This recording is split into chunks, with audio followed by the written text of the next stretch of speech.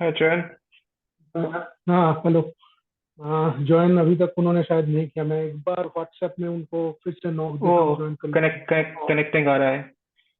Mr. Puleo, connecting. good evening. Your audio is still not connected, I believe. एक बार उनको phone पे hello. Hello, Good evening, Mr. Puleo. How are you? I'm fine. Can you hear me? Hello. Yeah, perfectly. How are you? I'm good, and you? Very well, very well. It's very very nice to see you, sir.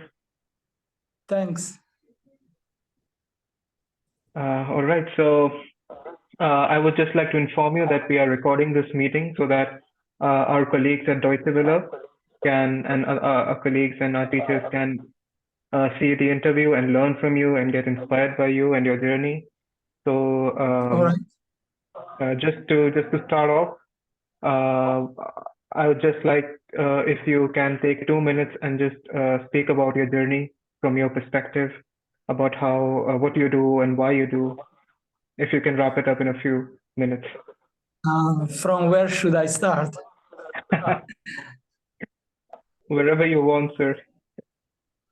Well, you see, my journey is the journey of any other man on this planet. Basically, it's a journey towards happiness, ultimately. But coming to the specific, basically, I was born in Taranto, in a city in South Italy. From my parents were from Sicily, and well, I was just a university student when I felt inspired to go deeper into spirituality, and then basically I landed into something which was gonna change my life. So at the age of 22, I basically ran away from home in search of some, deeper truths. And eventually I joined the Hare Krishna movement in Italy first, and then I came to India. And basically I lived in India since that time, since 1992, for about 30 years. But then in course of time, there's been some kind of evolution. And at one point I left the ashram life and I began to work on myself. I started to do whatever was, my skills, basically, teaching skills initially. Then I became a translator for the Italian consulate and so many other things in this line. I've been also doing tours, travels. And then recently, in the last 5 years, I've been taking a completely different turn, and I landed in Tollywood. So recently I have been pretty much busy in acting in TV serials and movies in Bengali language, but of course my dialogues are in English. But seems that from the next year I will also be experimenting acting in Hindi. So very exciting for me. Apart from that, I'm also writing. I wrote a book quite a few years ago, again about spirituality, and I'm writing a new one right now. And well, I think it's pretty difficult to put life in a box. And I know one thing, that you can reinvent yourself at any age of your life. This is my little experience. I first met you in Puri 8 years ago, I believe. It's 9 years ago. In Puri, I first. Yes, I remember that. I remember that. Well, that's because that's also a very special place. Puri is considered one of the places in the world with the highest spiritual vibration. See, every place has some sort of vibration, and Puri is a very special one. Of course, India is filled with such places. It's my hometown, sir. Of course, some of them they stand apart. Mm. Well, I would say that everywhere in the world there are some places with this kind of frequency, I would say. But India has been in the spotlight, I would say, since forever. Basically, anyone who wants to find some sort of spiritual inspiration turns to India. Okay. Yeah. Now, of course, when we think of India, we don't think of the India that we see right now. Just like, for example, even if I think of Italy, it's so many things come in my mind, but not the Italy that I see into 2022 or 2023, because we are just on the verge of entering the new year. So basically what we see is something else. It is an inspiration, it is an ideal. Like, for example, when I think of India, I think about a land, a country which is supposed to be based on love and harmony. That is the overall idea that I get, where different peoples, which apparently they talk even different languages, it's probably the only country in the world with the highest number of languages, highest number of ethnics, and dialects. it's pretty amazing, I would say. It's pretty amazing. And to harmonize all of this, this is really a big job. The way to harmonize is to accept the diversity, actually. The unity in diversity, the harmony is in that.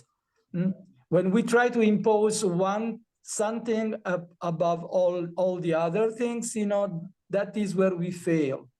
Okay, for example, if we talk about languages, officially India has something like almost 25 or 26, 26 important official, languages. Yeah. But then again, there must be literally thousands of languages, actually.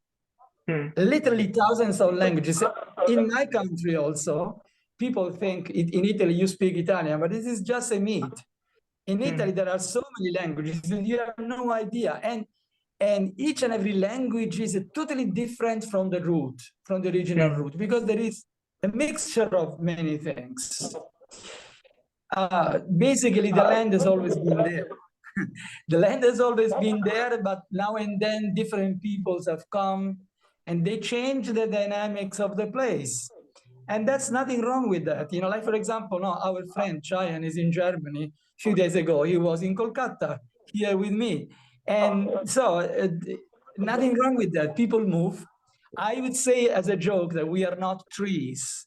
That's why we move. Yes. Only trees cannot move, right? Right. And therefore, I never felt about myself as belonging to a specific place. Okay, people keep telling me you're from Italy. Well, fine, I was born there, fine. But then again, I'm not bound to be there, and I can go back anytime also, right? Yeah. So basically, it's a question of choice, and the choice should be free. There should be that kind of freedom. That freedom is actually such a gem that we should cultivate. That is what I feel about it. Very well put, sir. I'd like to ask you a question since you mentioned you became a Krishna devotee, if I can say that. A lot of Yes. Westerners, people from the West, come to India with spirituality in their hearts, and the Indian spirituality and religion or myths and gods, there is a connection between culture, art, and the mythical stories or the religious stories. When you started becoming a devotee for Lord Krishna, did you have this in mind that you would want to contribute to India culturally as well, like music, or because we know that you are very much involved in music. Was that something that you already had in mind that you want to contribute culturally? No, I don't think so. I think that this happens very naturally, and basically there was no any intention from my side that I will do this because I will be able to contribute. This idea comes later, actually, and of course it is in my mind pretty much right now, but initially it was not there, actually. It was more like my personal journey, And in that, there cannot be a double motivation. It was pretty simple. I was searching for some answers to my philosophical questions. Everybody asks these questions: where I'm coming from, not in geographical terms, not Yep. politically, not socially, where I'm coming from, where I'm supposed to go. So we know all these things. Everyone has some answers about this, but then,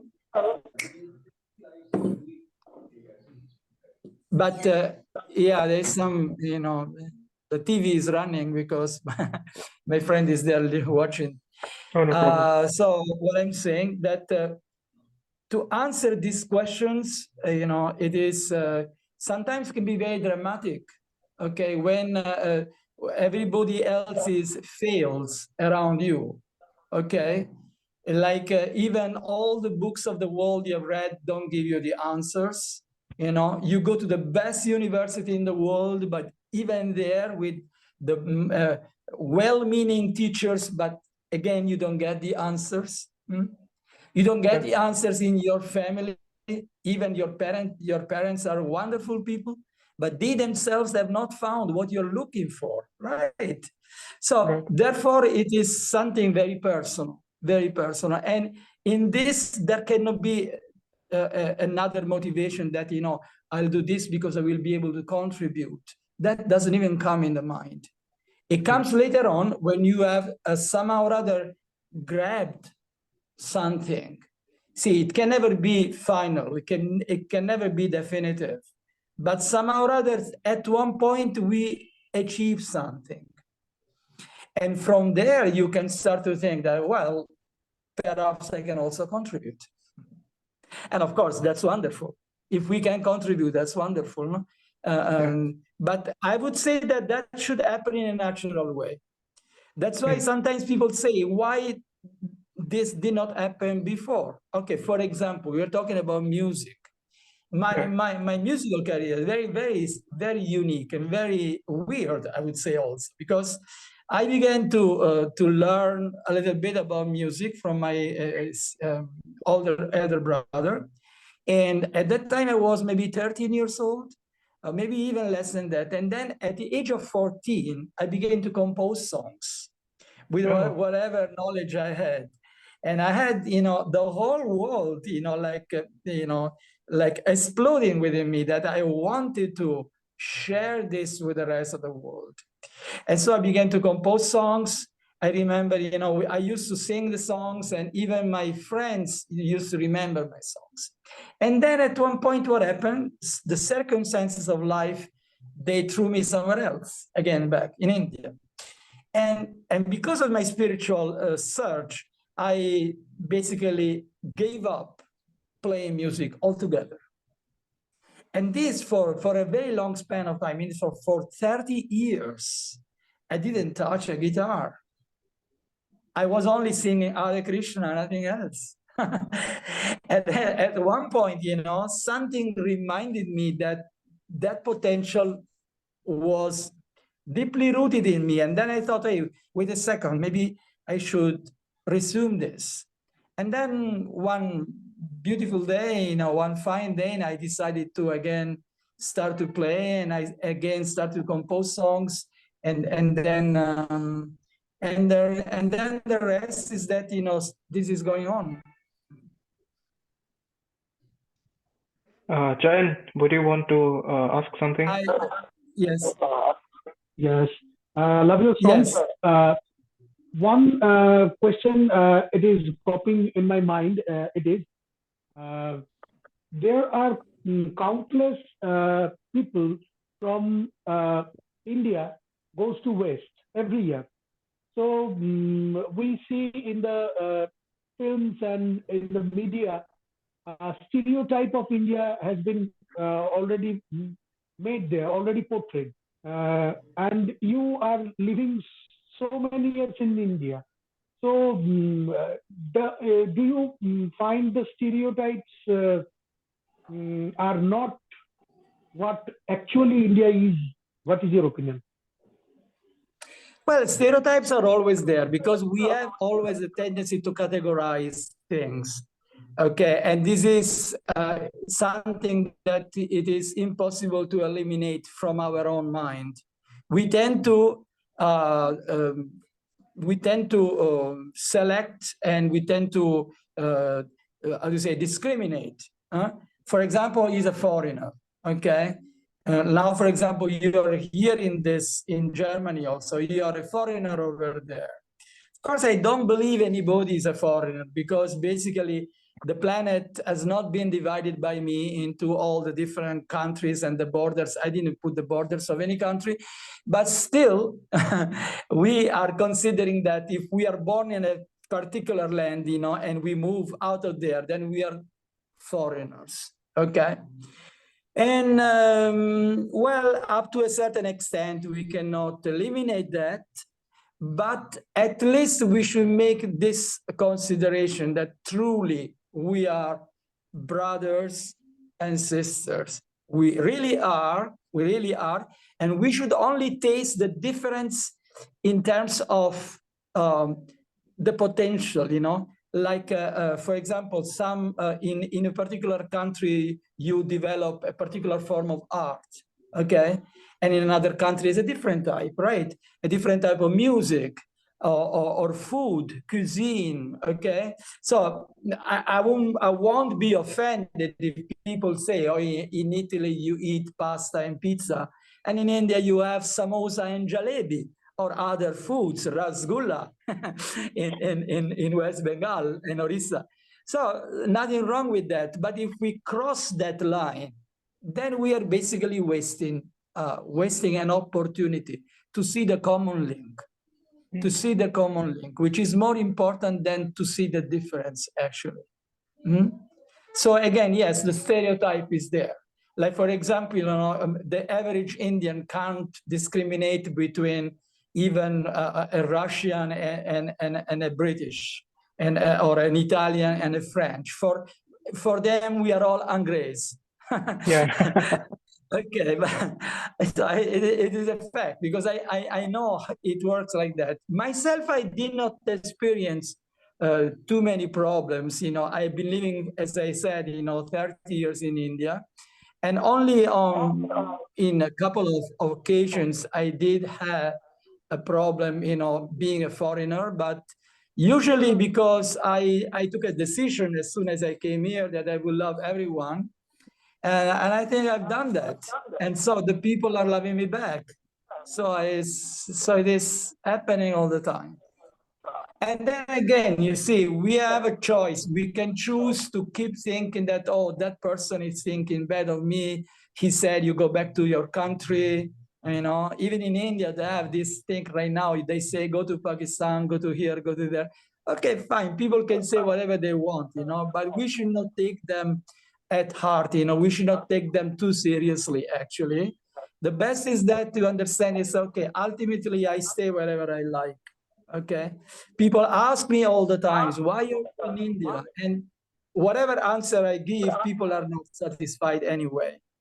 But I can say one thing, where your heart goes, that is your land, actually. That is your land. So I'm not a foreigner in India, actually. People may think like that, but truth is that I'm at home. That's very nice to hear, sir. Since we're talking about culture as well, I just want to ask you that we see when people come to India, spirituality is a gateway, right, for people to come to India for a lot of business. Since you have been involved in films now, do you think if Yes. we separate the spirituality, do you think for Westerners, the culture and the arts, like films or music or painting, can solely be the reason for them migrating from Western countries to India, just solely for artistic purpose? Well, you see, we had in India great exponents of cinema. Okay, and it's not a mystery that Satyajit Ray was inspired by the Italian neorealism, right? Yeah. At Vittorio the De Sica, point, yes. at the point that the Bengalis who were coming in touch with him initially could not understand the greatness of Satyajit Ray, okay? And basically he had to take his own decisions. And finally people, you know, somehow or other understood. Of course, understanding is a big word, but it takes time. It takes time. Incidentally, I've been part of this movie, Aparajito. Oh, Okay. I've seen the movie. Yes, Jitu Kamal. I have a very small role in that movie as an usher in a theater usher. It's my role is really very small, but it was very nice to be part of this because of the value that we attribute to Satyajit Ray. Unfortunately, I would say that the Indian cinema did not evolve so deeply after that, okay? And so, except for a few exceptions, I would say that, you know, mostly there is a long way to go, I would say. There is really a long way to go. And of course, you know, in India, instead of shouting that, you know, that why our movies are not accepted for the Oscars, for this or that prize, well, they should introspect and understand that there is a way to do cinema. Some film directors, yes, really they are on understanding that more and more. And in fact, right now, I can say that the Indian cinema is developing very fast in the form of web series.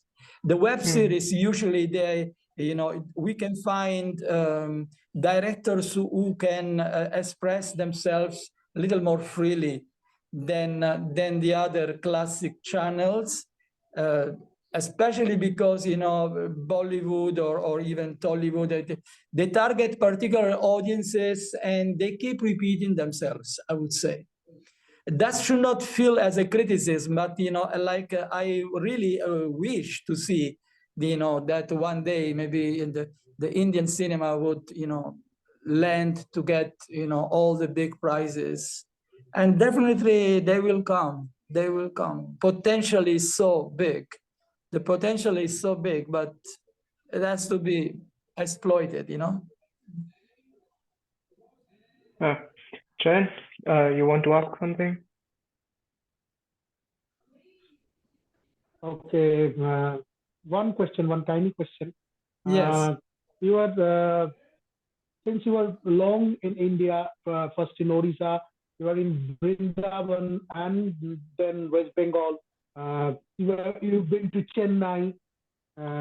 My question is, have you ever faced incidents of racism, incidents of restriction over you, or forced opinion on you, something that actually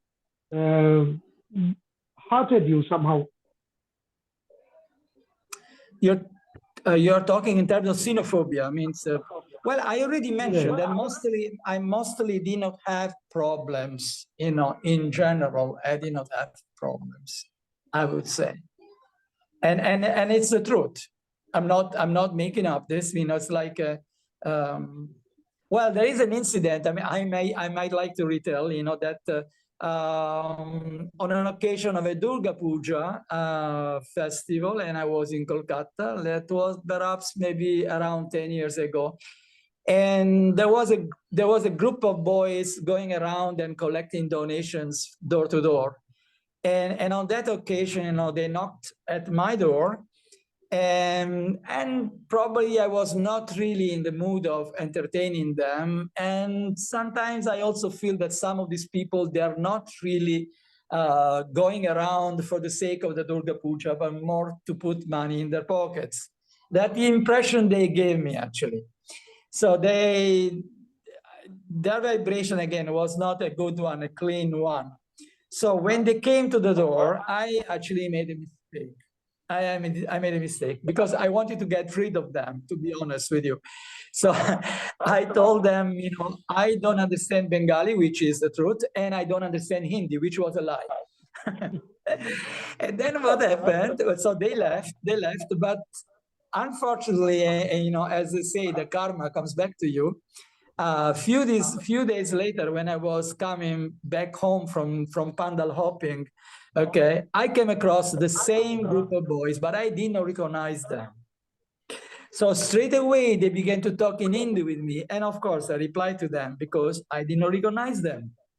And as soon as I spoke in Hindi, they became very upset with me. And they start to tell, hey, you go back to your country. Well, I would say that if I can talk in Hindi so well, maybe I should stay in India.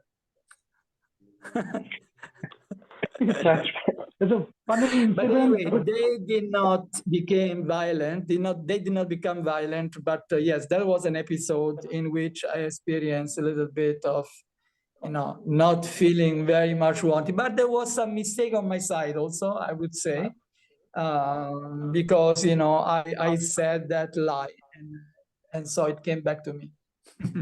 Okay. Mr. Sandro, No such incidents. Please. yeah, Chen, Yes. Chen,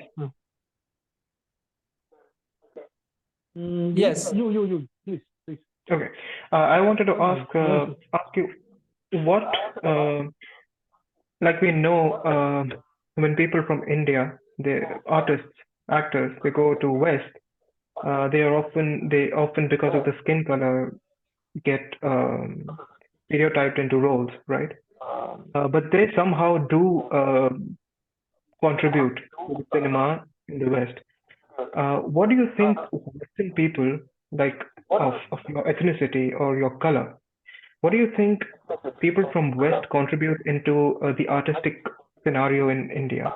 What are the qualities that people from West contribute into the film scene here in India or the subcontinent? Well, you see, again, this may or may not happen in a conscious way, but I would say it simply happens because we are moving, from one country to another country. We are exploring things. We are accepting situations, and so somehow or other the contribution will be happening from one side and the other side as well. I would not go for comparison because I would say that this is not helping anyone. Like, for example, people may say, people may ask me that, oh, you're from Italy and there's so much art and culture over there. And what about India?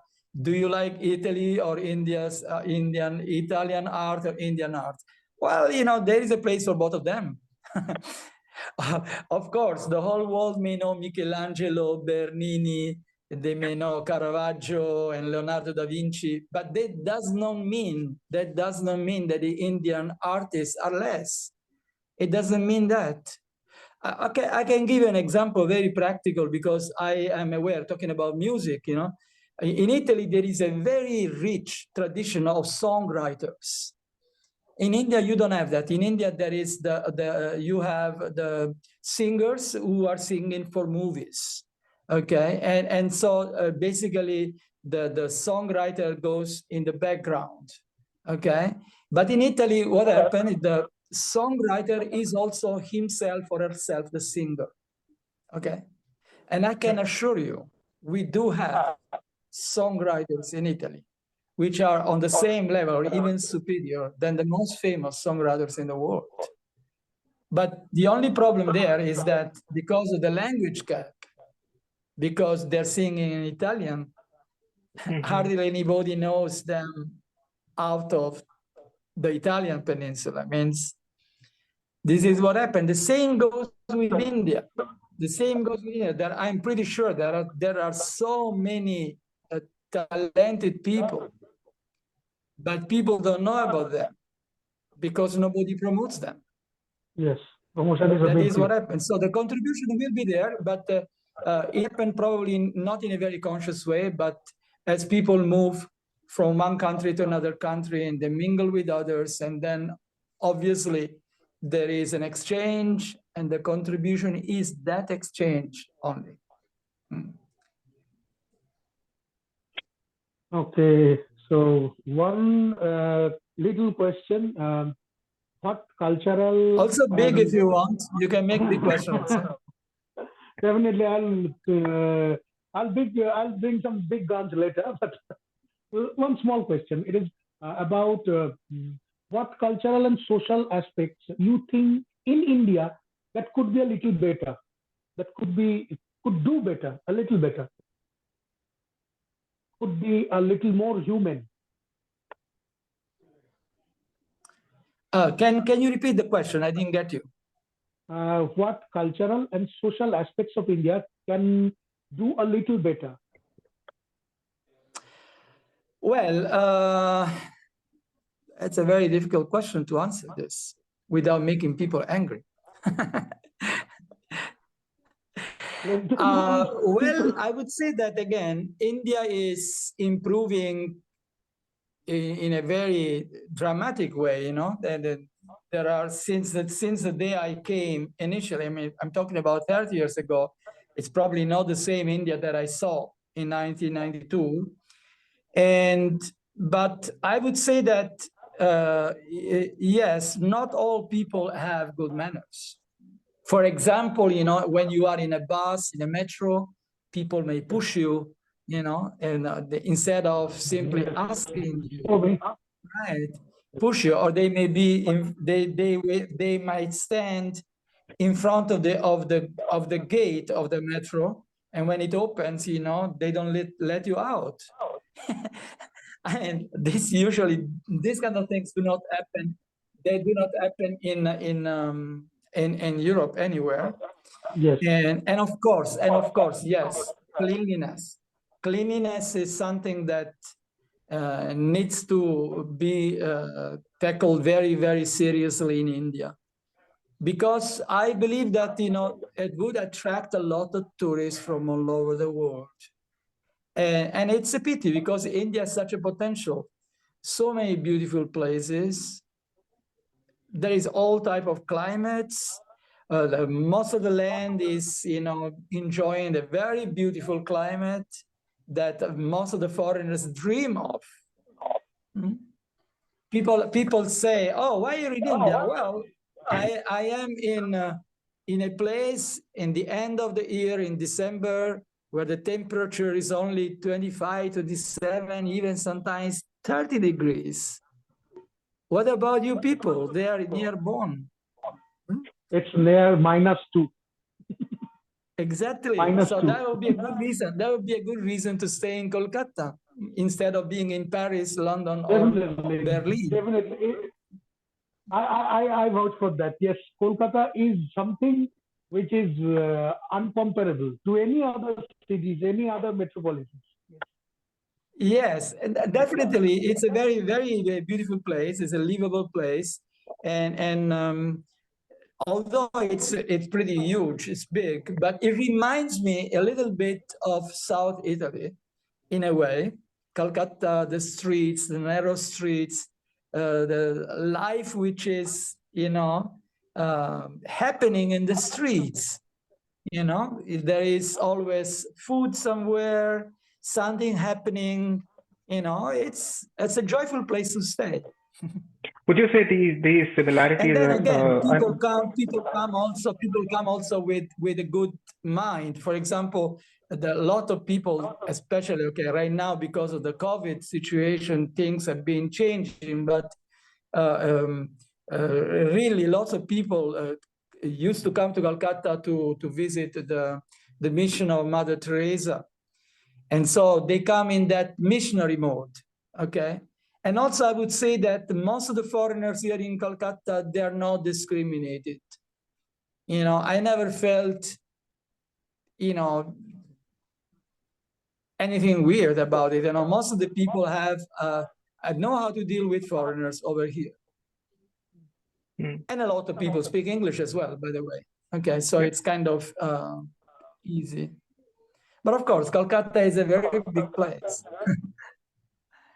It's very big and not a small place at all. So it's kind of, if I think about, you know, I was born in a place which, you know, Taranto is 2.5 lakh people, no more than that. Although the history of my own hometown is glorious, because in fact Taranto was the most important place in what is now known as Italy before the emergence of Rome. Yes. It was actually the capital of what was known as the Magna Graecia, or the Great Greece. Taranto was ruling over all Greece, the Middle East, and North Africa and South Italy. That was the power of my hometown, but it declined after the emergence of Rome. There was actually a fight between Rome and Taranto. Taranto won the first one, Rome won the final one, the second one. And then eventually Rome became what we know it became, you know, the giant of... So anyway, see, why I'm saying this, because we carry with us also those experiences, those environments, you know. I might be far away from my hometown, but that doesn't mean I'm disconnected. Okay, the connection is always there. Yes, it is. And you find similarities between your hometown and, like you said, the street life. That's something similar. Oh yes, oh yes. You will be surprised, but if you go to a market, like a vegetable market or fish market, I'm a vegetarian, but I have to say that fish market, vegetable market in Taranto, you will find that the shopkeepers, they will be also screaming like in India. They will call the potential customers, you know, to buy the products, and they will scream, you know, as loud as they can, you know, and it happens in Italy. They do that, Right. especially in the south. Yes. Right. So, Mr. Okay. Sandro, we are just running out of time. We just have a few seconds now. We really want to thank you Sure. for giving us your time, and this was really enlightening for us. And I'm pretty sure everyone who watches this interview will learn a lot. And we would love to sit down with you again someday whenever you have time and talk more in depth. Yeah, sure, we can do that. My pleasure. Yes, it's a pleasure for us that you gave your. Have a good evening. it- And very- Italian filmmakers remain a huge inspiration for Sayan and me, Fellini, and Monica Vitti remains my favorite actress forever. Vittorio De Sica for the bicycle thing. Right, love right. that That film. was the that was the movie that inspired Satyajit Ray. Yes. In fact. But of course, we should not, remain in the past also. So Yes, we yeah. should think, you know, in a very dynamic way. I believe that the past is there to teach us something, but then at the same time, we should, you know, live in the present, live in the now, okay? Enjoy this moment and try to see that something more beautiful is coming ahead. We are going to write some more history. We are going to create more memories, more beautiful moments. Me, Absolutely. you, and